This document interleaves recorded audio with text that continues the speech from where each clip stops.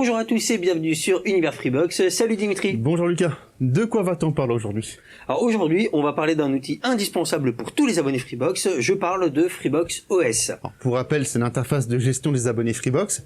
Elle est disponible sur navigateur. Et plus précisément même à l'adresse mafreebox.freebox.fr du moment que vous êtes connecté à votre réseau Freebox, évidemment. Alors l'interface a été modernisée très récemment par Free et si on peut pas vous présenter toutes les fonctionnalités parce qu'il y en a beaucoup, Voilà. on va se concentrer Sur l'essentiel et surtout les plus utiles pour vous. C'est parti.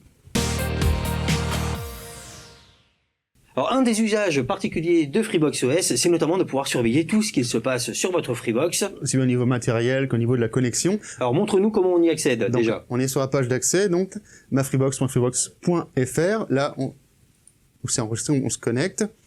Là, vous arrivez sur l'interface, et là, vous avez du coup état de la connexion, état de la Freebox.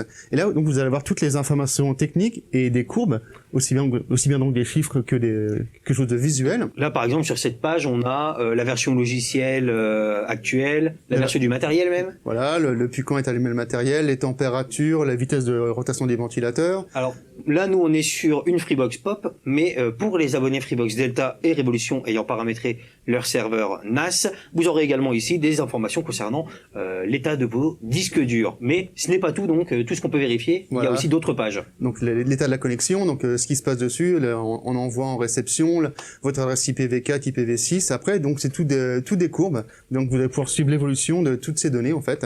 Il y a des stats ADSL, des courbes ADSL, des courbes de température. Donc ça, c'est un petit peu moins accessible en général. Ça peut au moins vous donner une idée générale de la stabilité de votre connexion, par exemple.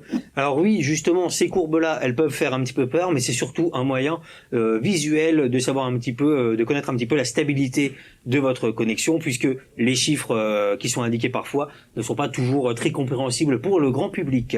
Et donc là, on va commencer à parler de tout ce qui est téléphonie fixe. Exactement, puisque toujours dans cette optique de surveiller tout ce qui se passe sur votre Freebox, évidemment, il y a une ligne téléphonique. Si vous avez en plus branché votre téléphone, ça peut vous servir, puisqu'il y a un journal d'appel. Voilà, donc un petit historique pour savoir ce qui s'est passé dans la journée durant vos vacances, par exemple. Donc là, vous avez les numéros, les heures d'appel, les durées d'appel. C'est même possible de les trier. Voilà, donc tous les appels entrants, appels sortants, appels manqués. Donc vous pouvez vider l'historique, pourquoi pas aussi si vous voulez garder votre vie privée. Et ensuite, puisqu'on parle de téléphonie, ça c'est une fonctionnalité plutôt méconnue de Freebox OS, puisque on peut également s'en servir comme répertoire de contacts. Alors comme vous pouvez le voir, moi je suis déjà enregistré dessus, mais il est possible d'importer directement des fichiers provenant de votre smartphone dans des formats bien spécifiques. Et sinon, ajouter avec un formulaire, vous remplissez tout, adresse email, téléphone, nom de la personne, société. Vous pouvez même indiquer son site web si jamais il en a un. C'est plutôt complet et comme ça vous permet de toujours vous y retrouver.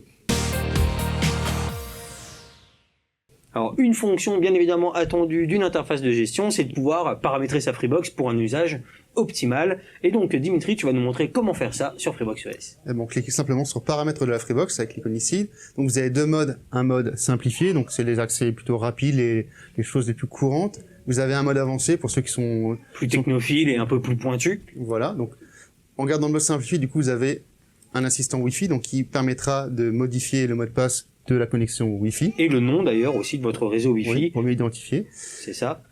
Mais il faut juste se laisser guider donc pour y accéder. Il y aura une manipulation à faire sur votre serveur, mais Freebox OS vous explique tout. Voilà. Vous avez ici de quoi créer un mot de passe Wi-Fi invité. Donc si vous invitez des personnes de manière ponctuelle, vous pouvez créer un espace dédié avec un QR code à flasher par exemple ou un mot de passe spécifique. Voilà. Ensuite, vous avez la gestion des accès donc à l'interface. Donc, on peut changer le mot de passe d'administration, le mot de passe d'accès. Vous pouvez gérer l'accès aux fonctions depuis les applications comme Freebox Connect, par exemple. Ça peut permettre une utilisation plus simple et plus facile de ces applis-là. Voilà. Ensuite, deux petites icônes utiles. Réinitialiser Freebox s'il y a des petits dysfonctionnements. Vous avez aussi là, vous pouvez configurer le disque dur externe. Donc, et c'est également depuis le mode simplifié, si jamais vous utilisez un téléphone fixe, que vous allez pouvoir l'associer directement si nécessaire. Mais alors, qu'en est-il du mode avancé? Donc là, on est dans le mode avancé, donc configuration IPv6, client VPN, enfin on sent que c'est le côté plutôt technophile, gestion du nom de domaine aussi. Mais il y a quand même certaines fonctionnalités qui peuvent être utiles à tout le monde. Voilà, donc exemple Wi-Fi, pour gérer l'accès aux différentes cartes Wi-Fi, pour avoir des réseaux qui correspondent à vos attentes, hein, soit plus de débit, soit meilleure couverture. Ça, on vous en avait déjà fait une vidéo notamment et un tuto sur universfreebox.com.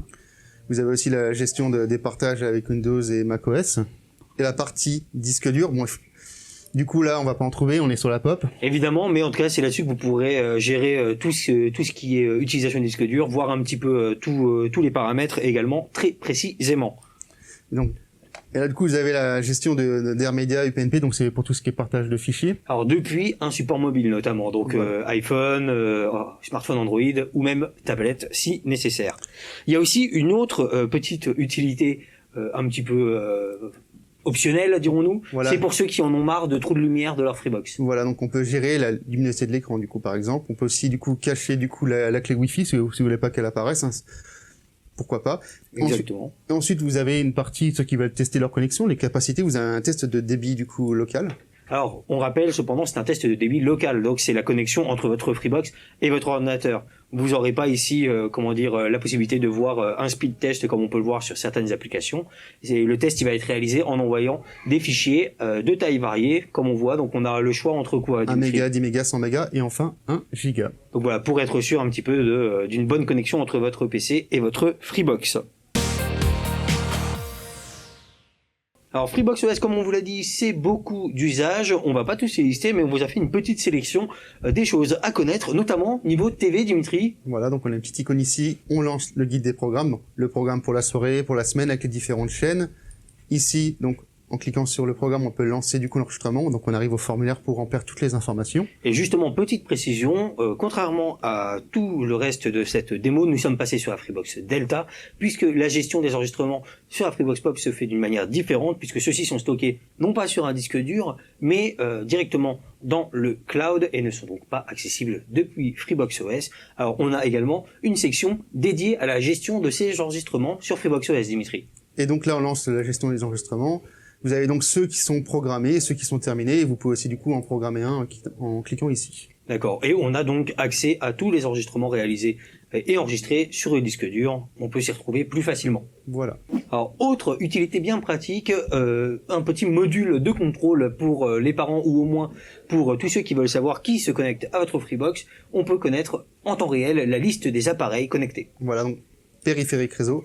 Et là, du coup, on analyse tous les appareils. Du coup, là, nous, on a forcément plusieurs players, le répéteur, les différents PC, les smartphones. D'ailleurs, les icônes ne faut pas forcément suffire. Un Nokia peut être reconnu comme un ordinateur, par exemple. Du coup, là, on a quand même, du coup, un aperçu de ce qui se passe sur notre réseau. Ça peut être, par exemple, pratique pour savoir si un voisin vient squatter un petit peu votre connexion, voilà, ou si votre môme, à 2h du matin, est encore connecté avec sa PlayStation, par exemple. Enfin, une petite fonctionnalité sympa, maintenant qu'on vous a présenté tout Freebox OS, c'est garder finalement l'essentiel, puisque tout n'est pas forcément utile. Tout ce qui vous sert vraiment. Par exemple, imaginons la partie profil que vous en fichez, vous l'affichez plus, partie contact, ça vous concerne pas. Donc c'est juste un clic droit et refais-le nous. Voilà, un petit clic droit, ne plus afficher sur le bureau.